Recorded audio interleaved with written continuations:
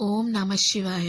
అరుణాచలం అయితే వచ్చాం కదా! గిరి ప్రదక్షిణ అయితే కంప్లీట్ అయిపోయింది. ఇప్పుడైతే దర్శనానికైతే వెళ్తున్నాము. స్వామివారైతే పంచభూత లింగాల్లో అగ్నిలింగం కింద ప్రసిద్ధి పొందారు. అరుణాచల శివయ్య దగ్గరికి వచ్చిన వాళ్ళందరికీ పాపాలన్నీ తొలగి మంచి మార్గంలో నడుస్తారని నమ్ముతారట. అరుణాచలంలో గిరి ప్రదక్షిణ చాలా ప్రాముఖ్యమైనది. అరుణాచల పర్వతం చుట్టూ నడవడం వల్ల మానసిక శక్తి, ఆరోగ్యం, ఆధ్యాత్మిక లాభం వస్తుందని నమ్ముతారు. అరుణాచలం వచ్చి దర్శనం చేసుకున్న వాళ్ళందరూ కూడా ఏదో ప్రత్యేకమైన శక్తి వచ్చినట్టుగా ఫీల్ అవుతారటండి. అరుణాచలంలో శివయ్య ఎలా వెలిసారంటే, ఒకరోజు బ్రహ్మ విష్ణు గొడవ పడుతున్నారంట, ఎవరు గొప్ప ఇద్దరంలో అని.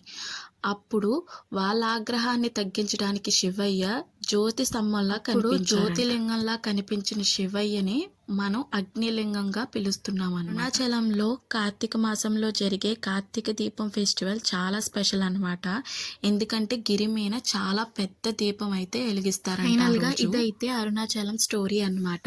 నేను తెలుసుకుని మరీ మీకు చెప్తున్నాను. నాకు కూడా ఏమీ తెలియదు. ఫోన్స్ కూడా గుడి లోపల వరకు కూడా తీసుకెళ్ళాము. ఫోన్స్ అయితే ఎలా ఉన్నాయి కానీ బయటకైతే తీయకూడదు. ఒకవేళ తీసినట్టయితే అక్కడున్న పంతులు లాగేసుకుంటారనమాట. అందుకే మేము జస్ట్ ఎంట్రింగ్ వరకే తీసి మిగతాదైతే తీయలేదు. కరెక్ట్గా లోపలికి వెళ్ళినప్పుడే హారతినైతే ఇచ్చారనమాట. అప్పుడే హారతి ఇచ్చి దేవుడికైతే ప్రసాదం పెట్టారు. అప్పుడే గుడి అయితే ఓపెన్ చేశారనమాట. పెద్ద క్రౌడ్ అయితే లేదు. మేము వెళ్ళినప్పుడు ప్రశాంతంగా అయితే దర్శనం చేసుకుని అయితే వచ్చేసాము. అరుణాచలం అయితే వీకెండ్స్ రోజు అయితే మాత్రం అస్సలు ఖాళీ ఉండదంట. మిగిలిన రోజులు మాత్రం పర్వాలేదు, ఖాళీగానే ఉంటుందని చెప్పారు. మేమైతే ఈవినింగ్ టైం అయితే దర్శనం చేసుకున్నాము. కొద్దీ మేమైతే ఫ్రైడే రోజు వెళ్ళాము దర్శనం కోసం. మాకైతే దర్శనం చాలా బాగా జరిగింది. క్రౌడ్ కూడా సంతర్పణ విషయానికి వస్తే మాత్రం 7 కల్లా ఫుడ్ అయితే పెట్టేస్తారు అనమాట. మనం ఫుడ్ కోసం నెత్తుక్కుని వెళ్ళే లోపే ఆ టైం అయిపోతుంది. అంత ఛాన్స్ కూడా ఉండదు అనమాట. మాకు కూడా కుదరలేదు. శివయ్యకి అయితే చాలా అలంకరణ ఉంటుందండి. ఆ అలంకరణలో మన శివయ్యని చూడడం కూడా చాలా కష్టం. నాకైతే లైట్గా కనిపించారనమాట శివయ్య.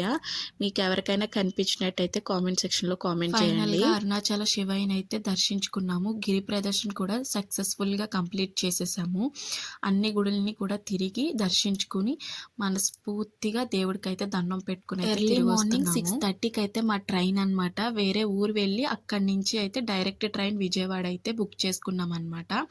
అందుకనే ఎర్లీగా ఛానల్ ఎవరైనా సబ్స్క్రైబ్ చేసుకోకపోతే సబ్స్క్రైబ్ చేసుకోండి ప్లీజ్. Thank you.